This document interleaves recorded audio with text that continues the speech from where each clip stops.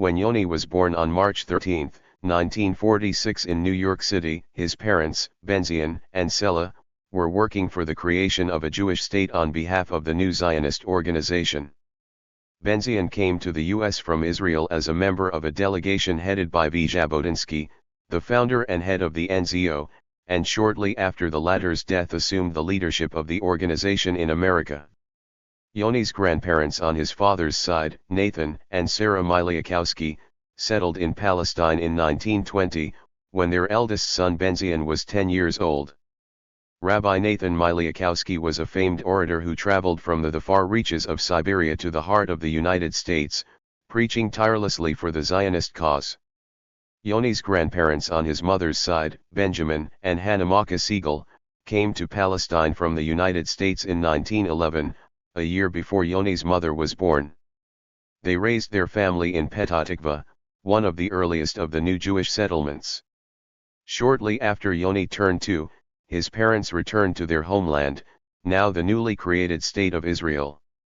Yoni's father assumed the editorship of the first General Hebrew Encyclopedia while pursuing, from time to time, his researches on the history of the Jews in the Middle Ages. At first the family lived in Talpiot, a southern neighborhood of Jerusalem, where Yoni's brothers Benjamin, Bibi, and Ido were born. In 1955 the family moved to their permanent home in the Kataman district of Jerusalem. There Yoni attended the local school Durham. In 1957 the family left for more than a year and a half to the U.S., where Yoni's father could do further historical research. After their return to Jerusalem in 1959, Yoni went to high school at the Hebrew Gymnasium. Yoni was a brilliant student, excelling both in academic work and in sports. He was also a very active troop leader in the Scouts. When he was in the 11th grade, he was elected president of the student council of the gymnasium. In the middle of the school year, however, Yoni and his family left Israel again for his father's continuing historical work. They settled in Elkins Park, a suburb of Philadelphia, where Professor Netanyahu taught at Dropsy College, a school of higher learning for Jewish studies. Yoni attended school at Cheltenham High School.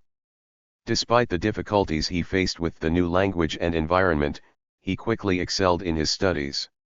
During the summer of 1963, he joined some of his friends from Israel, who came to New Hampshire to work as counselors at a young Judea camp. Enlistment in the Israeli Army. In June 1964, following his graduation, Yoni returned to Israel. His family was to remain in America for the coming years, frequently visiting Israel. Upon being drafted into the Israeli Defense Forces for his obligatory military service, Yoni volunteered for the paratroopers. He proved to be a superb soldier, undergoing the grueling training sessions with relative ease and excelling in all the various courses. He was sent to officers' training school, from which he graduated first in his class. Yoni then became a platoon commander in the paratroopers.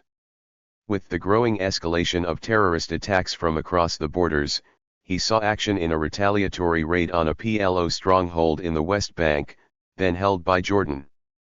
In January 31, 1967 Yoni was discharged. He had already been accepted to Harvard University for the fall of 1967, and with time on his hands now, he was brushing up on his studies and reading works of literature and philosophy. In May of 1967 dramatic events were unfolding in the Middle East. Egypt closed the Straits of Tiran to Israeli ships and moved its army into the Sinai Desert. The Arab world openly declared its intention to destroy the State of Israel. War was imminent, and Yoni, along with numerous other reservists, was mobilized. When war finally broke out on June 5, Yoni took part in the fierce and pivotal Battle of Katef at the Sinai. A few days later he participated in battles on the Golan Heights. On the last day of the war he was wounded in his arm, while reaching out to help a wounded comrade. He managed to crawl back to the Israeli lines, and upon reaching them, fainted. Yoni was evacuated, first to the rear, and then to Safed Hospital, where he was operated on. A few days later he underwent further surgery at Rambam Hospital in Haifa. his left elbow remained permanently disabled. Towards the end of the summer, and before leaving for Harvard, Yoni married his longtime girlfriend Tuti. The ceremony was held at the newly liberated amphitheater of the Hebrew University at Mount Scopus, which overlooks the Judean desert. The newlywed couple left shortly afterwards for Boston. While Yoni enjoyed his studies at Harvard, in which he excelled, he felt increasingly that his place was not there. Israel was in the midst of fighting a war of attrition against Egypt and Jordan and of combating terrorism in its towns and cities. At such a time, Yoni believed, he should be in his homeland, near the site of battle. And so in the summer of 1968, he and Tuti returned to Israel. They enrolled at the Hebrew University of Jerusalem, where Yoni studied mathematics and philosophy. Although he was now in Israel, Yoni felt that he had to do more than just live in Israel, especially when the army was desperately looking for experienced officers. By the middle of the school year, he made up his mind to enlist once more in the army. Both his brothers had by then returned to Israel, and Benjamin, Bibi, had become a veteran soldier in Israel's elite commando unit, Sayeret Matkal, known briefly as the unit. Yoni applied for membership in the same unit. He was immediately accepted and assumed the command of a squad. His remarkable abilities, as well as his future potential, were soon recognized by the commander of the unit. He decided to send Yoni to another elite unit, Sayeret Harav, to gain further experience there as company commander. After half a year with Sayeret Harav in the Jordan Valley, where Yoni saw action, he returned to Sayeret Matkal in late 1970, to serve as company commander. By that time his youngest brother, Ido, had joined the unit as well, and thus for nearly 2 years all three brothers served in the same unit. In the summer of 1972 Yoni was promoted to deputy commander of Sayeret Matkal.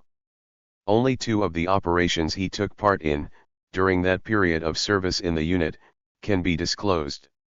One occurred in the summer of 1972, when Yoni commanded the hijacking from Lebanon of a group of high-ranking Syrian officers. These officers were subsequently exchanged for Israeli pilots languishing in the Syrian jail. The other was the raid on the PLO leaders in Beirut, in the spring of 1973. During the summer months of 1973, Yoni, by then a major, took a short leave of absence from the army in order to study once more at Harvard. He and Tuti were already divorced. During the summer, Yoni was able to spend time with his brother Bibi, who was then a graduate student at MIT, Boston, and with his parents, who were living in Ithaca, New York, where Professor Netanyahu headed the Department of Semitic Studies at Cornell University. Yom Kippur War to Entebbe.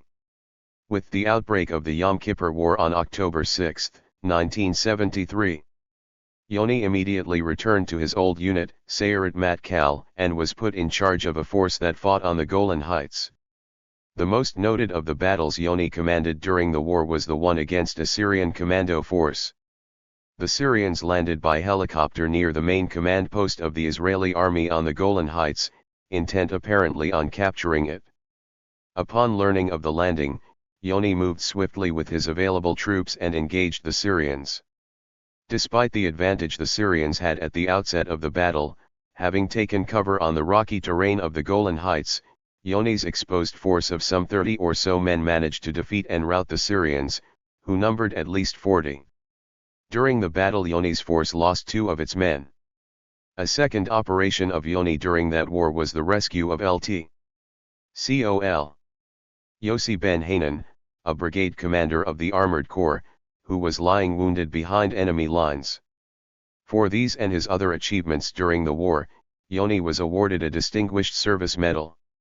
Shortly after the war, Yoni joined the Armored Brigade, which had lost many officers and men during the Yom Kippur War. He graduated from armor school, as usual with honors, and was stationed as company commander in the heavily bombarded Syrian enclave. Less than 2 months later he was given charge of a brigade, the Reshef Brigade, that had been decimated during the war.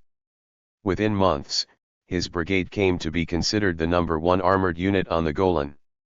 In June 1975, Yoni left his armored brigade to become commander of Sayeret Matkal. During his year of command there, he was in charge of many operations. Of these, all but one remained secret: the raid on Entebbe, where he met his death. On June 27 an Air France airliner, whose flight originated in Israel, was hijacked over Europe by Arab and German gunmen.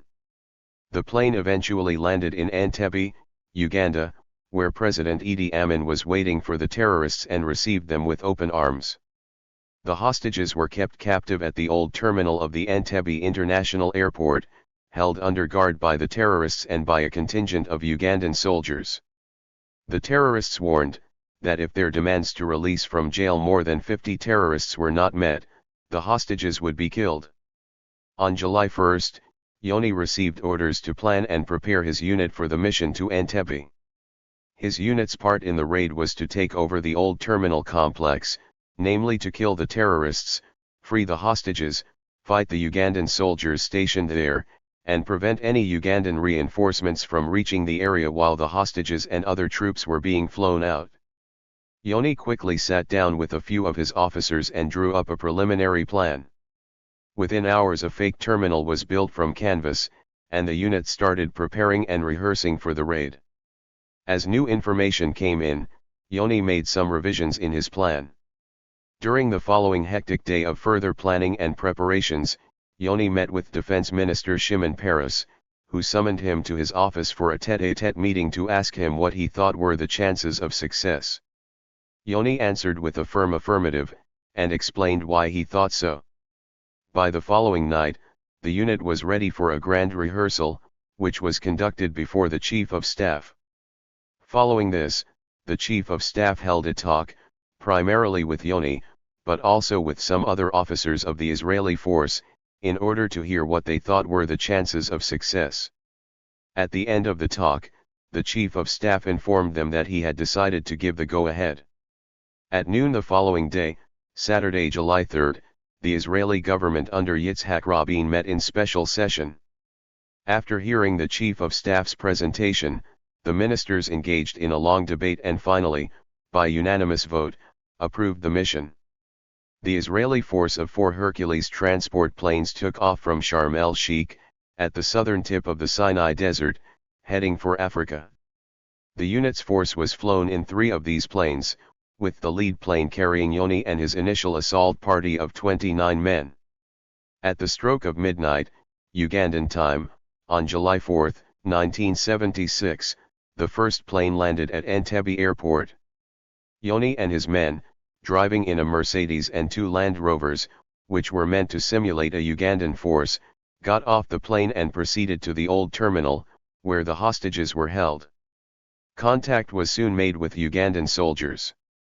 A brief battle developed with the Ugandans and the terrorists, following which the terrorists in the building were killed and the hostages freed. During the battle, Yoni was hit in the chest, as he ran forward, and lay critically wounded outside the main hall where the hostages were held. The efforts of the medical team to revive Yoni were of no avail, and he died at the entrance to the evacuation plane, as the hostages were being herded inside. Yoni was the only man of the rescue force to die. 3 out of the 106 hostages were killed during the exchange of fire and a 4th was later murdered by Idi Amin's men. Yoni's body was placed inside the plane, which then took off to safety in Kenya. From there it proceeded to Israel. Only a few of the hostages may have realized that the fallen soldier lying at the front of their plane was the commander of the force responsible for saving them. Yoni was buried on Mt. Herzl, alongside the grave of David Elazer, Chief of Staff during the Yom Kippur War. Thousands attended Yoni's funeral. Yoni's name, until then virtually unknown beyond the army, became famous throughout Israel overnight. His deeds, and his thoughts and reflections, brought to light in his posthumous and best-selling book of letters, remain a source of inspiration for many in his country and around the globe. Thank you for watching this video.